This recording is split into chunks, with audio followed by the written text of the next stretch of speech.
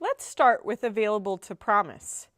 The available to promise, which is sometimes referred to as ATP parameter, is available in the delivery date control field in the accounts receivable parameters and on the default order setting forms in the item setup. ATP logic applies to stocked items and automatically results in the assignment of a delivery date to a sales order line item. ATP logic assumes that item replenishment is driven by demand, procurement, and production.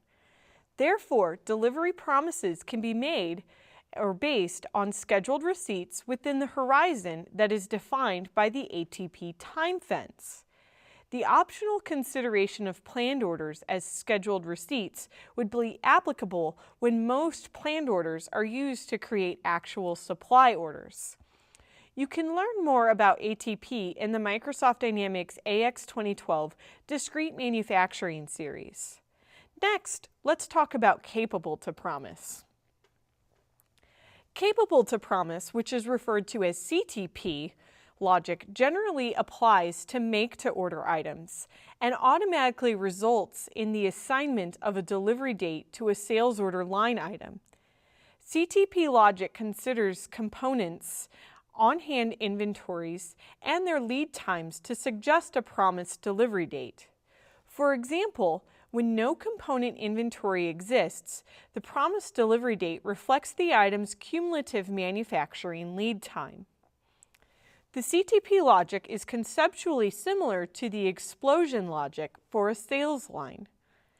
The explosion logic must be manually invoked for a line item and involves several steps to correctly calculate and update the promised delivery date on a sales order line.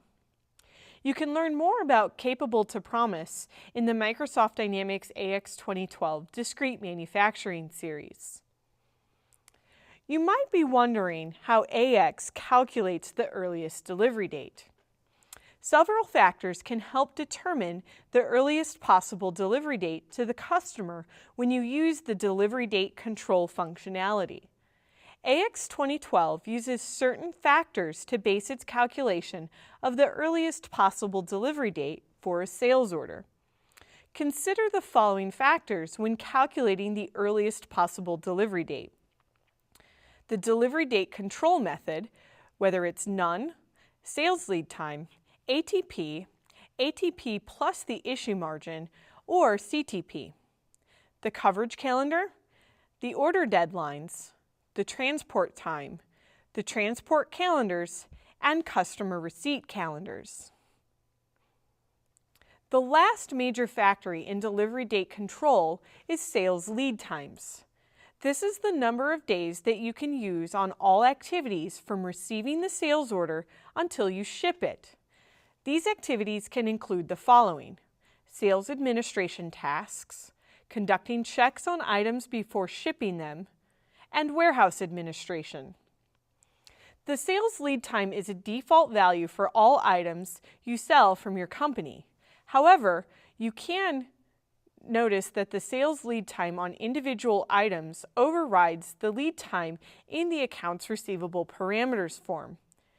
Define the sales order lead time in accounts receivable under Setup, Accounts Receivable Parameters, and then on the Shipments tab.